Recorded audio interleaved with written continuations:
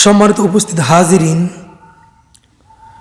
দেখতে দেখতে কোরবানির সময় অতি নিকটে এসেই গেছে। মুসলমানদের জন্য দুইটা উদযাপন করা হয়, সেটা হলো ঈদ উল ফিতর, একটা হলো ঈদ উল আজহা। ঈদ উল ফিতর তো আমরা শেষ করেছি পর্ব। এখন আমাদের দ্বিতীয় পর্ব হলো আনন্দের একটা মুহূর্ত আসবে, সেটা হলো ঈদ উল আজহা। তো ঈদ উল আজহা হলো এখানে আল্লাহর রাস্তায় আল্লাহর রেজামন্দির জন্য পশুকে কোরবানি করা। বলে কোরবানির পারিভাষিক অর্থ হলো নির্দিষ্ট সময়ে নির্দিষ্ট পশুকে নির্দিষ্ট দিনে আল্লাহর রাস্তায় কোরবানি করা। এখন আমরা অনেকেই ভুল করি। এখন আমরা এই কোরবানির ক্ষেত্রে আমাদের কিছু মাসআলা অতি জরুরি জানা, যেগুলো মাসআলা সম্পর্কে হয়তো সবাই অবগত নন। আমাকে ওই সমস্ত মাসআলা জানতে হবে যে কোরবানি আসলে মূলত কার উপরে ওয়াজিব করা হয়েছে, কোরবানি কেন দিবে, কি জন্য দিবে, কোরবানি দিলে লাভ কি। কোরবানি দিলাম, আল্লাহ তো গোস্ত নিল না, রক্ত নিচ্ছে না, তো সবই গরুর মাথা থেকে নিয়ে পা পর্যন্ত যা আছে সবই আল্লাহ বান্দাকে দিয়ে দিচ্ছেন, তো আল্লাহর জন্য আবার কেমন কোরবানি।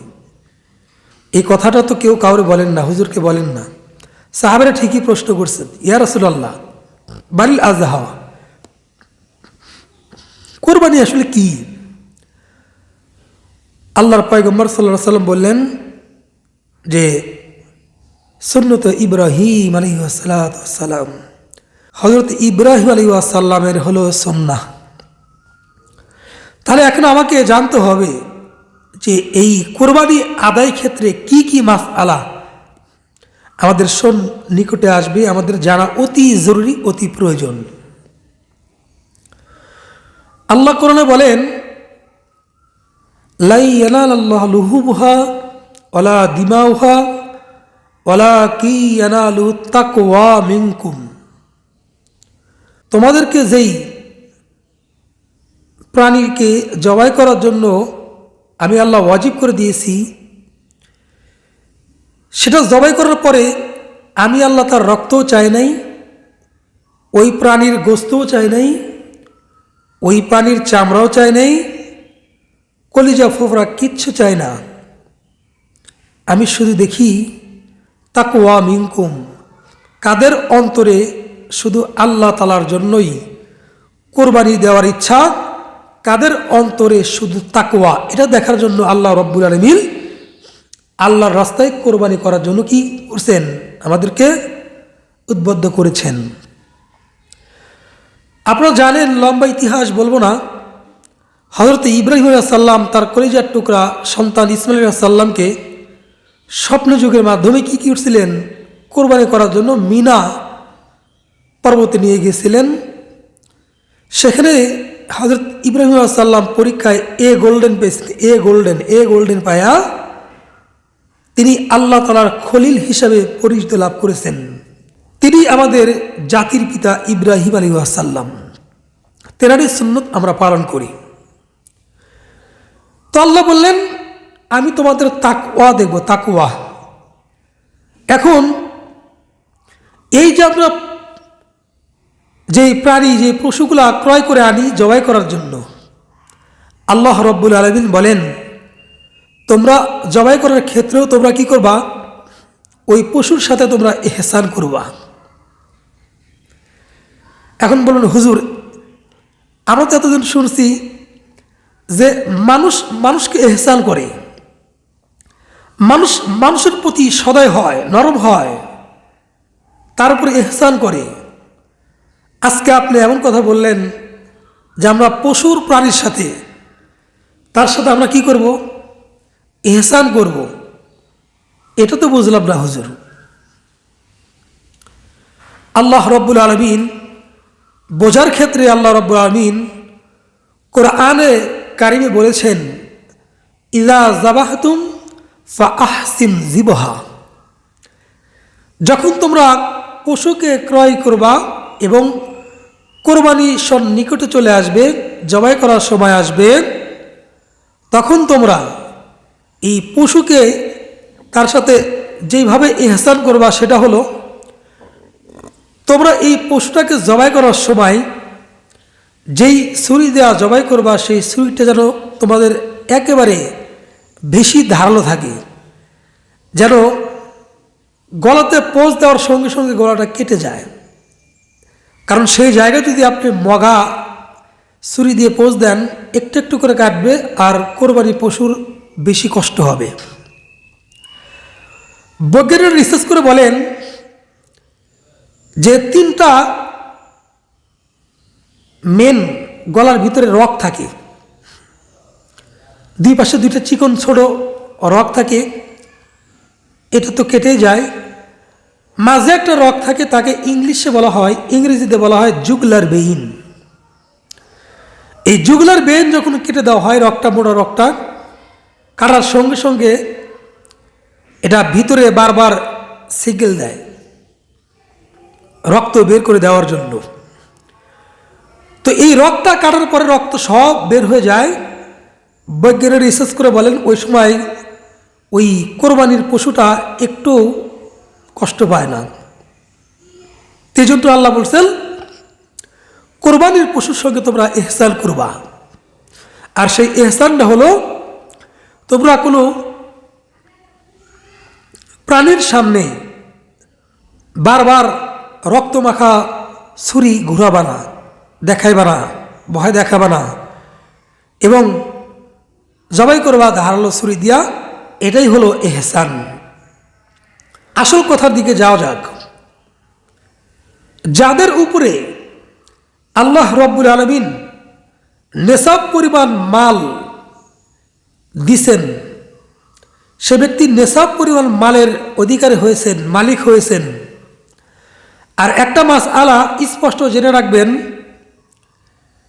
আমরা যারা জাকাত দিই, জাকাত প্রদান করি গরিব মিসকিনের মধ্যে, জাকাতের নেশাব হলো একটা বছর টাকা ঘুরতে হবে।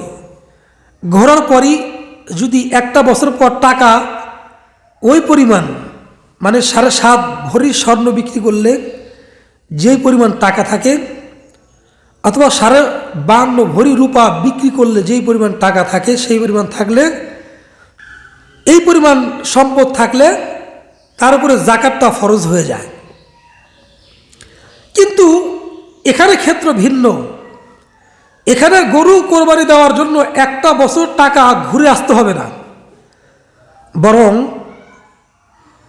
জিলহজ মাসের 10 তারিখের শবে সাদিক থেকে নিয়ে, ভালো করে মাসলা শুনবেন গভীর মনোযোগ দিয়ে, জিলহজের 10 তারিখ শবে সাদিক থেকে নিয়ে জিলহজের 12 তারিখ সূর্য অস্ত যাওয়ার আগ পর্যন্ত কেউ যদি 7.5 ভরি স্বর্ণ অথবা 52 ভরি রূপার মালিক হয়ে থাকেন, এই পরিমাণ টাকার মালিক হয়ে থাকেন, এই 3 দিন যদি মালিক হয়ে থাকেন, তাহলেই তার উপরে কোরবানি ওয়াজিব। এখন কোরবানি ওয়াজিব হয়ে গেছে, পরিবার থেকে ছেলেও কামাই করে, 4 পুত বিদেশ থাকে, বিদেশ থেকে অনেক টাকা কামাই করছে, 4 পুতের উপরে কোরবানি ওয়াজিব, বাবার উপরে কোরবানি ওয়াজিব হয়ে গেছে। তাহলে এক পরিবার থেকে 5 জনের উপরে কোরবানি ওয়াজিব হয়ে গেছে। এখন 4 পুত মিলে কিছু কিছু টাকা দিয়ে বাবাকে বললো, একটা কোরবানি নাও, একটা ভাগ নাও। তো একটা কোরবানি যদি একটা ভাগ নেয়, তাহলে 5 জনের উপরে ওয়াজিব ছিল কোরবানি, সেই 5 থেকে আদায় হয়েছে? আদায় হয়েছে না।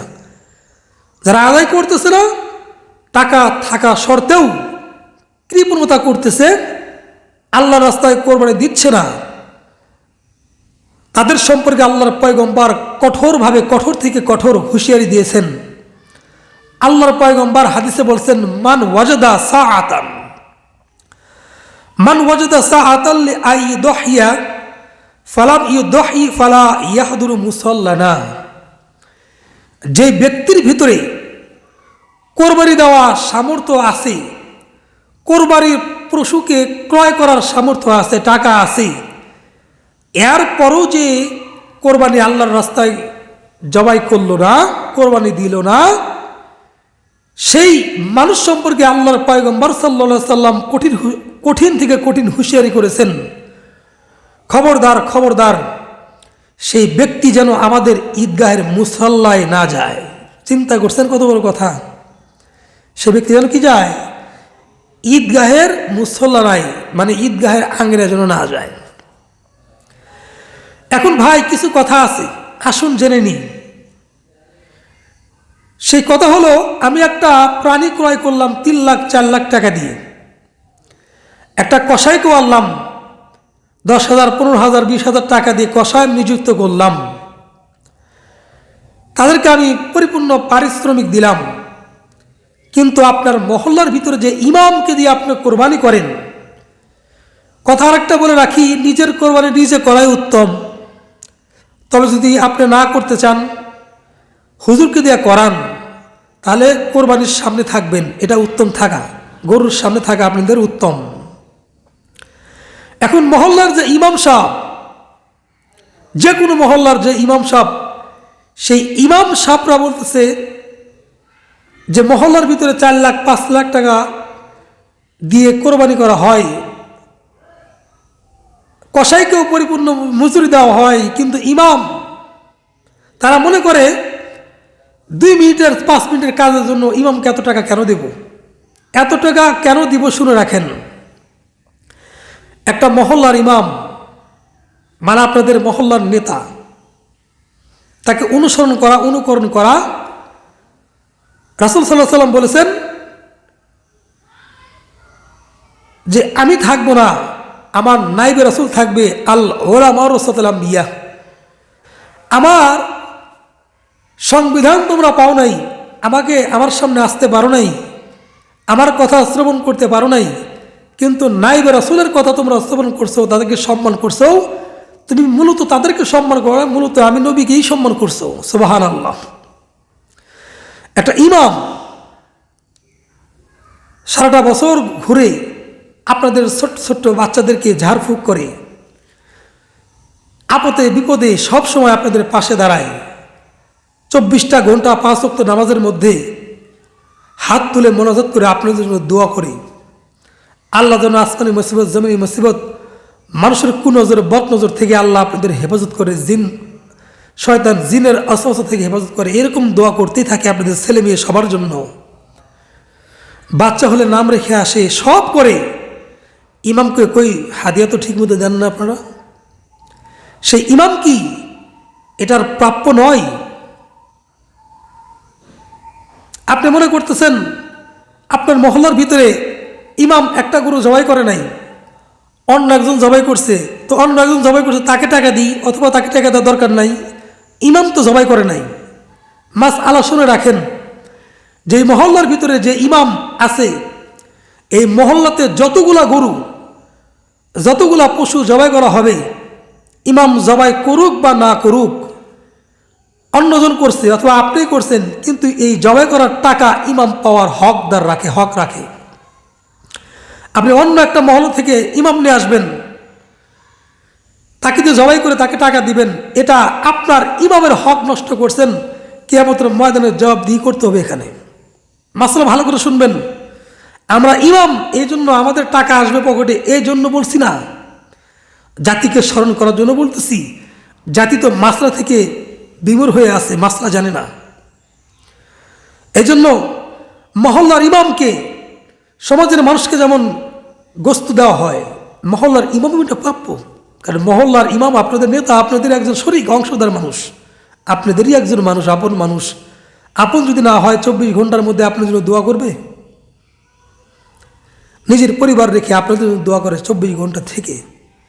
এজন্য ইমামকে কেউ ঠকাবেন না। ইমামের যতটুকু প্রাপ্য ততটুকু দেওয়ার চেষ্টা করবেন। আল্লাহ রব্বুল আলামিন এই যে চেষ্টা করলেন, সম্মান দিলেন, কিয়ামতের ময়দানে আল্লাহ রব্বুল আলামিন আপনার সম্মান দেওয়াকে আল্লাহ আপনার স্থানটাকে নিয়ে যাবে। ওয়া উলাইকা হুল মুফলিহুন, যাদেরকে আল্লাহ উঁচু মাকাম দান করছেন তাদের মাকামে আপনাদেরকে নিয়ে যাবে। আল্লাহ রব্বুল আলামিন আমাদের সবাইকে কবুলের মঞ্জুর করুক।